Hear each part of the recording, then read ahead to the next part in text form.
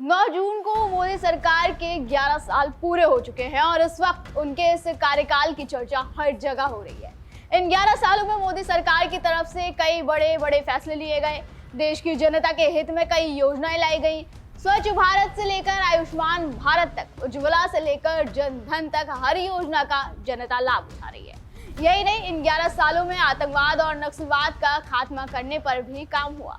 सीमा पार surgical strike हो या फिर देश के अंदर बैठी देश विरोधी ताकतों का सफाया, इसको लेकर कड़े और साहसिक फैसले लिए गए, जिसके बाद देश में आतंकी घटनाएं काफी कम हुई। चलिए आंकड़ों के जरिए समझते हैं किस तरह से देश में आतंकी घटनाएं और साथ ही साथ नक्सलवाद किस तरह से कम हुआ। मैं नरेंद्र दामोदर दास मोदी प्रधानमंत्री नरेंद्र मोदी का 11 साल का कार्यकाल पूरा हो चुका ईश्वर है। की शपथ लेता हूं कि इन 11 सालों में भारत ने न सिर्फ आतंकवाद का मुंहतोड़ जवाब दिया है, बल्कि आंतरिक सुरक्षा के मोर्चे पर भी निर्णायक कदम उठाए हैं। सीमा पार सर्जिकल स्ट्राइक हो या फिर देश के अंदर बैठी देश विरोधी ताकतों का सफाया, मोदी सरकार ने राष्ट्रीय हित को सर्वोपरि रखते हुए कड़े और साहसिक फैसले लिए। जम्मू कश्मीर से अनुच्छेद 370 हटाने से लेकर के ऑपरेशन सिंदूर जैसी त्वरित कार्रवाई तक सरकार ने हर मोर्चे पर आक्रामक और स्पष्ट नीति अपनाई। मोदी सरकार का ये दौर सुरक्षा रणनीति के लिहाज से निर्णायक और ऐतिहासिक है। आतंकवाद के खिलाफ भारत की जीरो टॉलरेंस की नीति से जम्मू कश्मीर में आतंकी घटनाओं में उल्लेखनीय गिरावट आई।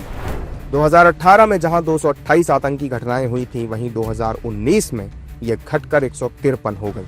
2020 में आतंकी घटनाएं 126 रहीं, 2021 में 129 घटनाएं दर्ज की गईं, 2022 में यह आंकड़ा 125 पर पहुंच गया और 2023 में यह संख्या घटकर 46 रह गई और 2024 में सिर्फ 28 आतंकी घटनाएं ही दर्ज हुई। जब जब सरहद पर आतंक ने दस्तक दी, भारत ने दुश्मन को उसकी ही जमीन पर जाकर सबक सिखाया। ऐसे कई मौके आए जब भारतीय सेना ने आतंकवादियों को उनके घर में घुसकर मुंहतोड़ जवाब दिया। सर्जिकल स्ट्राइक 18 सितंबर 2016 जम्मू कश्मीर के उरी में हुए आतंकी हमले में 18 जवान शहीद हुए। 28 से 29 सितंबर 2016 सेना ने पाकिस्तान में घुसकर सर्जिकल स्ट्राइक की, 7 आतंकवादी लॉन्च पैड तबाह, 40 आतंकवादी ढेर हुए। बालाकोट एयर स्ट्राइक 14 फरवरी 2019 पुलवामा आतंकी हमले में 40 सीआरपीएफ के जवान शहीद हुए। 26 फरवरी 2019 भारतीय वायुसेना ने पाकिस्तान में घुसकर बालाकोट में एयर स्ट्राइक की, बड़ी संख्या में जैश ए मोहम्मद के आतंकवादियों को मार गिराया। ऑपरेशन सिंदूर 22 अप्रैल 2025 पहलगाम में आतंकियों ने 26 निर्दोष नागरिकों की जान ले ली। 6 से 7 मई 2025 एयरफोर्स ने पीओके में 9 आतंकी ठिकाने तबाह कर दिए। 100 आतंकी इसमें ढेर हुए और पाकिस्तान के 11 एयरबेस तबाह हो गए। आतंकवाद के खिलाफ भारत के साहसिक और निर्णायक कदमों ने दुनिया को साफ संदेश दिया। मोदी सरकार ने दुनिया को दिखा दिया कि भारत अब आतंकवाद के माध्यम से छद्म युद्ध को सहन नहीं करेगा। नक्सलवाद के खिलाफ लड़ाई में मिली ऐतिहासिक सफलता। मोदी सरकार के 11 सालों में वामपंथी उग्रवाद के विरुद्ध लड़ाई में ऐतिहासिक सफलताएं मिली।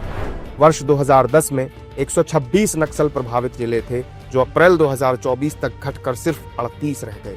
सबसे ज्यादा नक्सल प्रभावित जिलों की संख्या 12 से घटकर 6 रह गई और हताहतों की संख्या 30 साल के सबसे निचले स्तर पर पहुंच गई। नक्सली हिंसा की घटनाओं में तेजी से कमी आई है, जो वर्ष 2010 में 1936 से घटकर 2024 में 374 रह गई। यानी नक्सली हमलों में 81% की गिरावट आई है और इसी अवधि में मौतों में 85% की कमी आई है। सरकार 31 मार्च 2026 तक नक्सलवाद को समाप्त करने की दिशा में आगे बढ़ रही है। मोदी सरकार के 11 वर्षों में भारत ने सुरक्षा और संप्रभुता के हर मोर्चे पर दुश्मनों को करारा जवाब दिया है। आतंकवाद और नक्सलवाद के खिलाफ निर्णायक लड़ाई में देश की सुरक्षा नीति को नई दिशा दी है। साथ ही दुश्मनों को साफ संदेश दिया है कि भारत अब सिर्फ निंदा नहीं करता, बल्कि हर प्रहार का उत्तर दुश्मन को उसी के घर में घुसकर उसी की जुबान में देता है। आपको हमारी ये रिपोर्ट कैसी लगी हमें कमेंट करके जरूर बताएं। अगली बार फिर होगी मुलाकात। आप देखते रहे DNP इंडिया, हर खबर भरोसे के साथ।